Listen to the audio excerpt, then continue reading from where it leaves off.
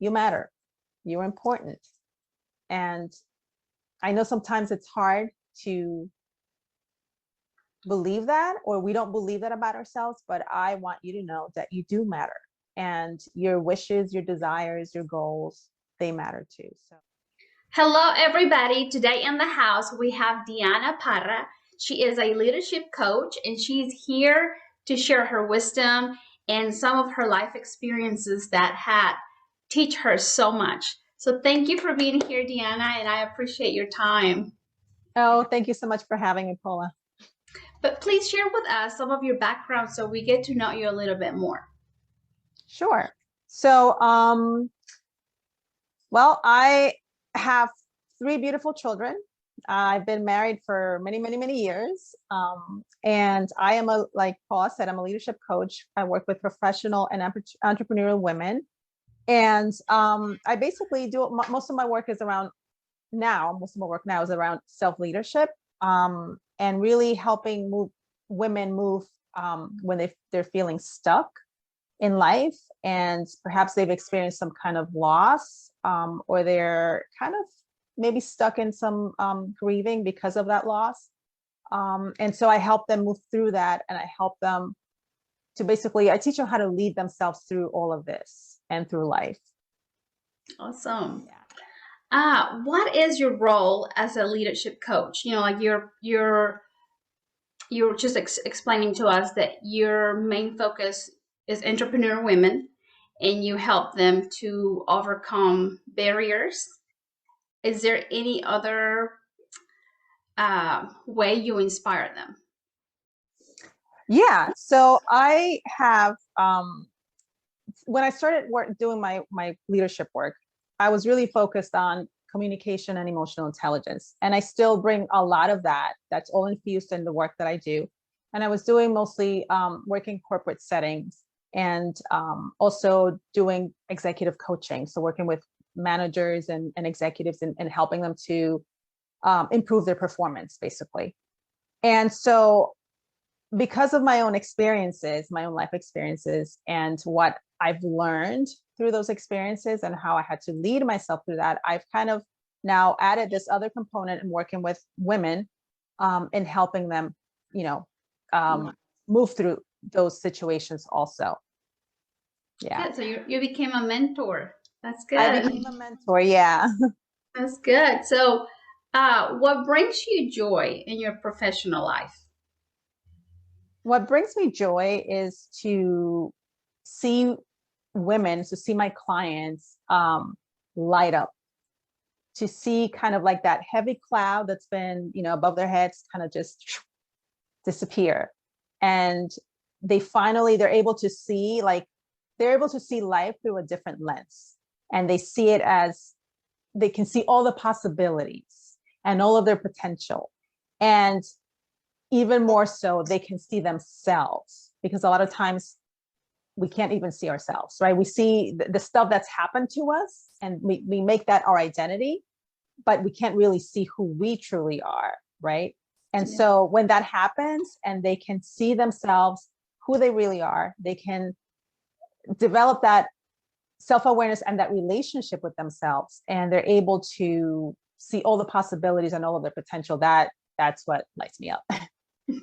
That's beautiful. Yeah, it's like you said, sometimes we adopt certain identity because a situation happened to us, and we think, oh, now I'm a different person because of it, but we slowly lose our essence, right? Yeah. That's beautiful how you help them probably peel the layers that they have accumulated through the years, but in reality, down deep those layers, there is their true essence. So that is beautiful. I know you went through a very hard season in your life of trying to have a baby. So could you share with us some of your maybe pain, some of your wisdom, anything that you think it would help anybody in our audience that is going through the same situation right now? Sure, absolutely. So I experienced 4 miscarriages. And so that, before when I talked about, I mentioned identity, that's kind of what happened to me. It's kind of where it all started. So I wanted to be a mom, right?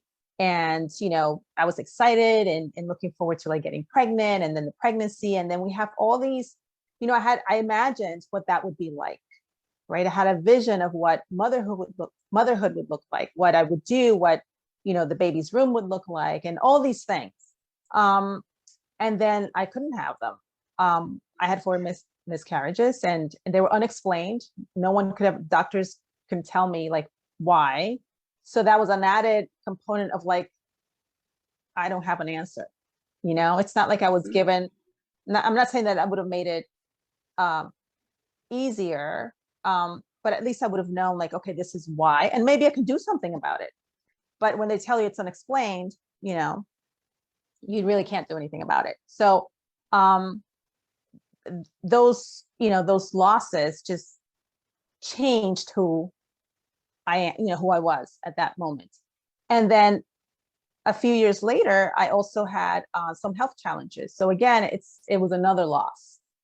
And so in my experience, I kind of started stacking these beliefs and feelings of like, I'm not good enough. I'm not worthy. I'm a failure, right? I can't do this. I can't do that. Look at this other thing that happened. And it's kind of like you go into that victimhood. Mm-hmm. And so my identity, I began to, develop this identity or create this identity of like, I'm not worthy. And so I became that person, and really believed that, well, why would that good thing happen to me? I'm not really worthy of it. Now, it wasn't like a conscious thing, like I was thinking that, but it's all, on a subconscious level. Yeah. Yeah, the repetitiveness, probably, yep. Right? And it is an accumulation. And sometimes whenever the model of our world does not match our current circumstances, we suffer. We suffer in, like you said, we find a way to survive. And sadly, sometimes that way of surviving is adopting ugly, negative beliefs about ourselves. Yeah. So, yeah. Thanks for sharing. Sure. You also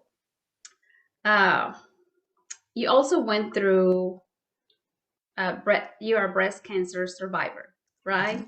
Mm-hmm. Yeah, I celebrate you. Thank you. And please explain to us, like what it's like. Explain to us, how do you go through it? Like on top of you wanted to be experiencing motherhood, like the whole 100% from the beginning. And then boom, you have another season where it shook your life and you had to be brave and continue to breathe. Right. Yeah. So I was diagnosed with breast cancer, and my type of cancer was DCIS. Luckily, they caught it early, so it was stage 0. Nevertheless, it's a scary thing. You still have to go through. I went through chemo, radiation, one round of radiation. And then you have to take the meds, they have to monitor you. And then the first 5 years, it's kind of like wait and see. So it's pretty scary and stressful. So and that same week that I was diagnosed with breast cancer, I was also diagnosed with rheumatoid arthritis. So it was like all in 1 week. So as far as like my health, my world just came, crashing down. What I have to say that the difference, and that's how I know that this stuff works, because when I went through the miscarriages, that had been like years before that, right? Mm-hmm. And by the time that I went through these health challenges, I had already done a lot of work on myself. I had gone through, therapy. I had gone through bereavement counseling.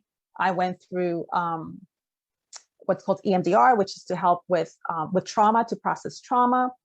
And I had started I had, encountered the world of personal development. So I had started to do a lot of work there on myself. And so when I was diagnosed with the breast cancer, I always say that had I not done all that work before that, I probably would have handled it very differently. Because although it was shocking and I was scared, and part of me was angry and was kind of like, why me? Like, I've already, I went through this other stuff, it's like that victimhood, right? Why me? But yet I was kind of able to, like, I would move into that and then I would get myself out of that, and I was able, which I wasn't able to do before. I was literally like just stuck. So I would pull myself out of that and be like, no, wait a minute. Like, you have tools here. You've learned a lot of stuff. How are you going to get yourself through this now? So I did a lot of the work, a lot of the things, I started to practice a lot of the things that I had learned, the tools and all that. And that's what kind of helped me handle that situation much differently. So even though I'd cried and I was scared and all that, I allowed myself to feel all that, but I'm like, okay, so now what? Like, what are we going to do? How are you going to handle this? And, kind of not allow myself to just completely fall apart. And instead I became proactive and I had conversations with my doctors. Sometimes those conversations, they looked at me like, what?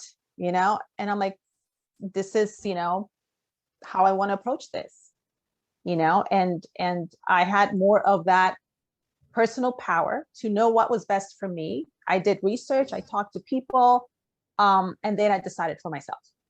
Good. That's yeah. Good. That is amazing. Mm-hmm. How can we, on the other side, how can we support people that go through experiences like you have? Like this morning, for example, I was checking on a friend, because I noticed her yesterday. She was kind of off. So I sent her a message and I said, good morning, sunshine. I hope you're doing, like, how are you doing? Mm-hmm. And then she gives, she replies and she says, I'm about to find out if I have cancer or not. Mm-hmm. And my first response is you look at the good outcome. That's the first thing. Is like, we're taught to be tough, like we're taught to, like, you move on, and I'm trying to practice to be more like, to share my empathy. I'm trying to develop my empathy. So how do we respond to a person that is going through a situation like you have, like a miscarriage, and we haven't been through that experience, so we cannot truly understand you? Same thing with cancer or with your chronic illness. Like, how can we show empathy, or how do you expect, like, from your point of view, how do you expect people to show up for you? Yeah, and that's a really good question, because I think oftentimes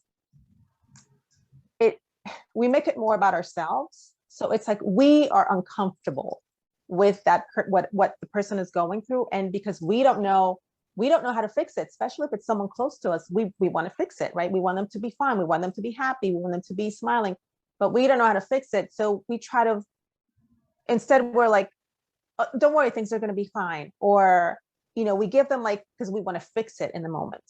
And I believe, my opinion is, the best thing you can do is just listen to them and say, you know what, I have not been through that myself, but I can see that, you're scared and you're sad.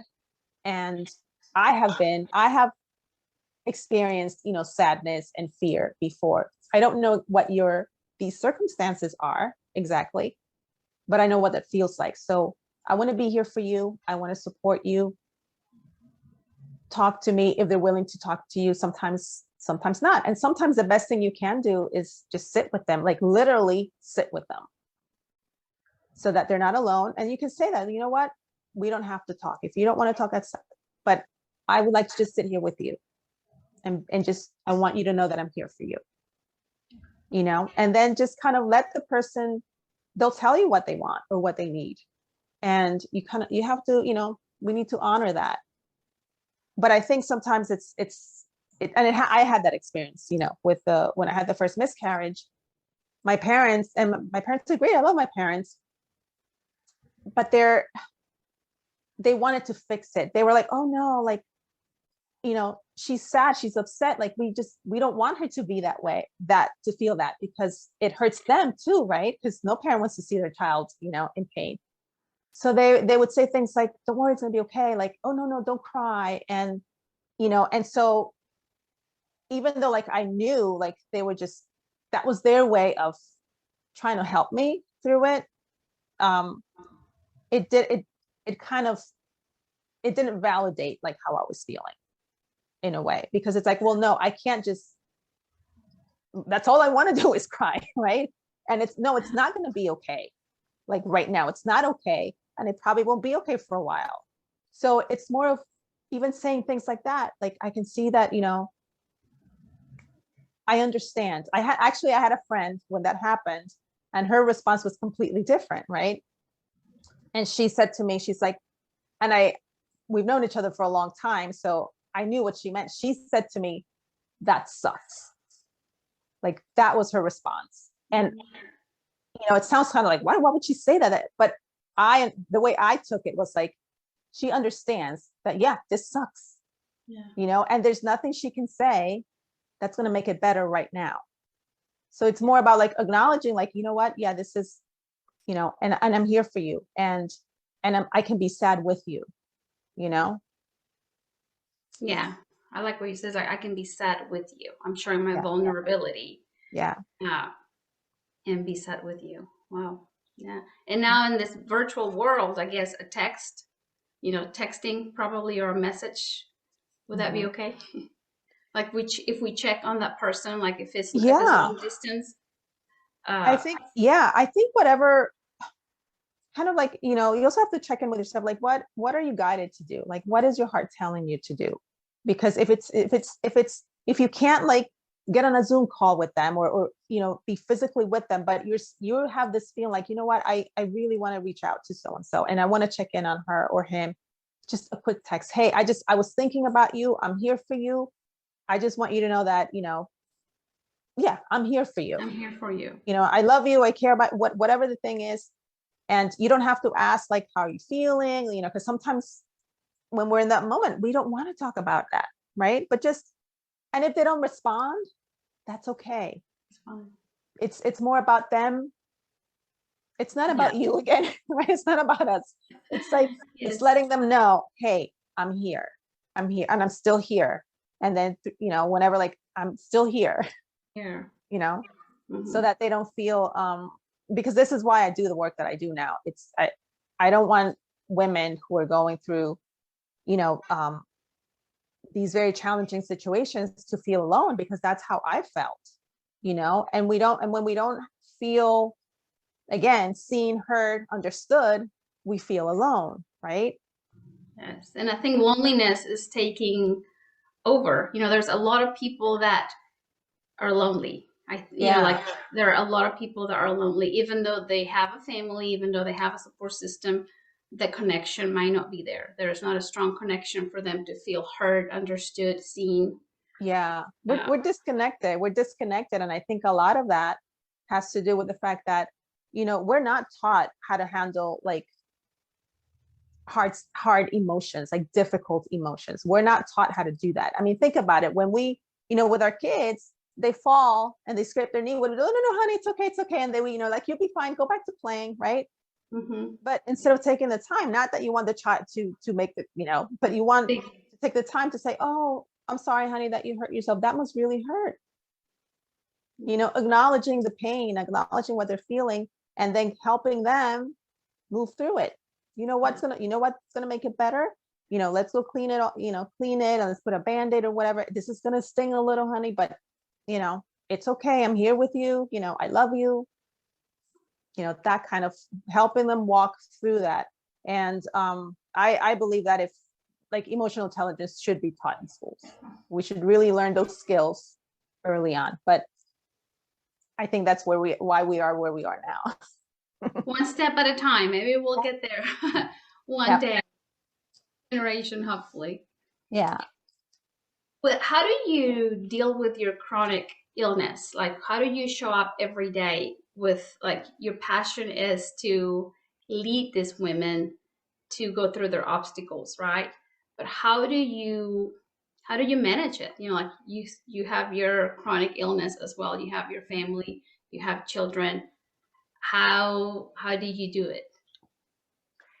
You know, what I've learned is that I would say 90% of that is mindset. So again, if we go back to what I said in the beginning about identity, right? We give ourselves an identity. Like, I didn't give myself that identity of like, I'm sick. Or actually, for the longest time, and I still do, I never said I have like rheumatoid arthritis. I would say, because it's also the language, I would say like, my challenge is rheumatoid arthritis. Because then I'm not owning that. I'm not making it part of my identity. I have this, it's like, it's a thing that's out there. That's a challenge, Mhm. that I struggle with. And, but to go back to your question, like how I do that. So it's my mindset, a lot of that. It's,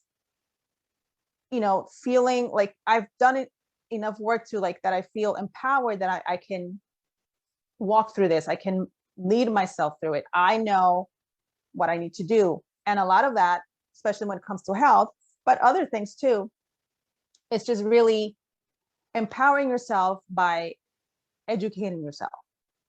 Like, what's the best way to, deal with X, right? Whatever the thing is. And so I did that. I did a lot of research. I went to different doctors. I fired some of them because they were telling me things that were not didn't feel empowering. Like, I had one, the first rheumatologist said to me, you might as well give up running. Like, you can't run anymore, because I used to run, and when he said that, I walked out of the office and I thought to myself, okay, like, I'm not coming back here, right? Because he's already going into it. I mean, he was trying to be helpful, he wasn't, but I'm like, well, I don't want to believe that. So I did research and I found another doctor. And when I walked into her office, I said, listen, this is how I want to manage this, because this is about me, right? And it's my responsibility, right? And it's like, I want us to be a team. I understand that I need to have, blood work and this and that, which I can't do myself. You have to, provide that. I understand that I need to, take certain medications, but I want to find a more holistic, natural way. Can we work together on this? And her reply, that's when I was like, okay, I love this doctor. She said, you know your body better than I do. Absolutely, we can work together and kind of figure out what's best for you. And so that's kind of, by doing that, and then me getting better and feeling better, and having them decrease, slowly but surely decrease medication and all that, and learning more about, eating healthy and what foods were going to help me to heal and all that stuff, I gained confidence, right? I was like, I can do this. I have the power to change my circumstances. It takes work and it takes the commitment and dedication, but I can do that. I don't have to just give in because a doctor said you're not going to be running again, right?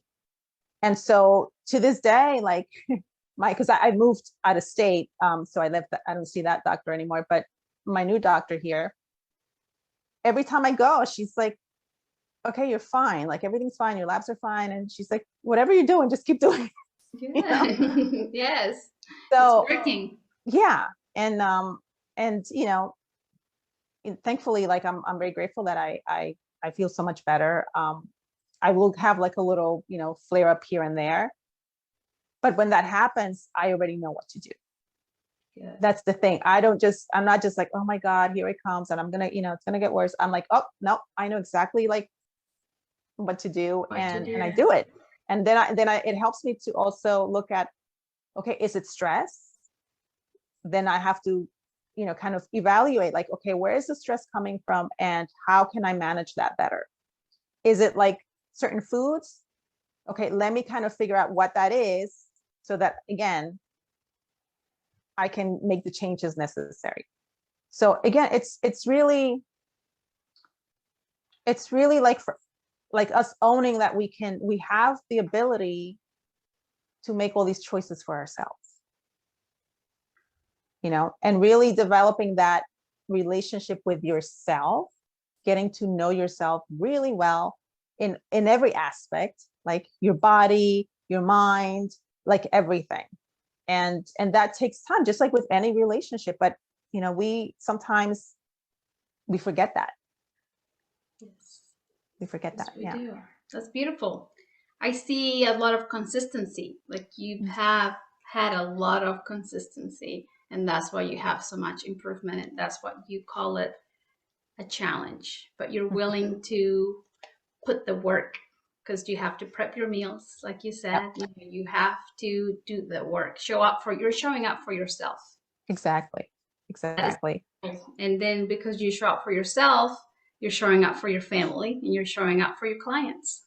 Yeah. Yeah. Absolutely. And I cannot, you know, like you said earlier, like I'm a mentor coach. I can't, you know, lead my clients through this or help them or teach them or show them if I'm not doing it myself. Right. Yeah.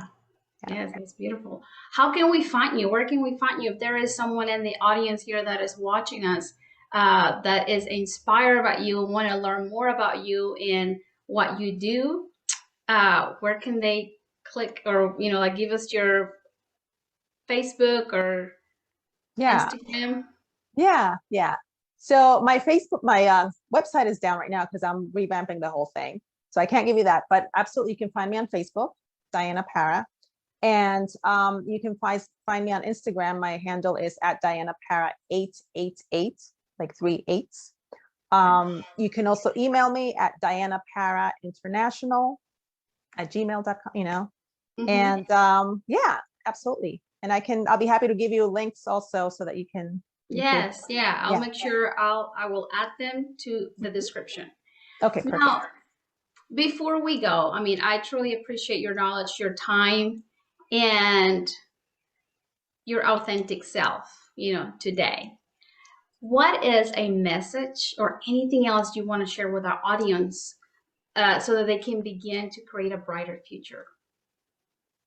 Yeah, I think what I want to say to, you know, your listeners, your followers is just that you matter. You're important. And I know sometimes it's hard to believe that, or we don't believe that about ourselves, but I want you to know that you do matter, and your wishes, your desires, your goals, they matter too. So whatever you can do, whatever you need to do to get to that point where you feel like, you know, I can do this, or I want to start looking, you know, into building a better, you know, brighter future, a better life, or I want to go after my dreams, then do that. Like seek that support, whatever that may be. Yes. Thank you, everybody that is here listening to us. I hope you can find a word, a phrase, an idea, anything that can help you create a brighter future. As you know, Deanna is an example of how sometimes our model of the world does not match our circumstances. But it doesn't mean that we have to give up. It doesn't mean that we have to adopt, limiting beliefs that stop us, that make us feel like we're the victim. We can always redesign, that model of the world that we had to a brighter one. So blessings to you all, and I hope to see you soon. High five, Diana.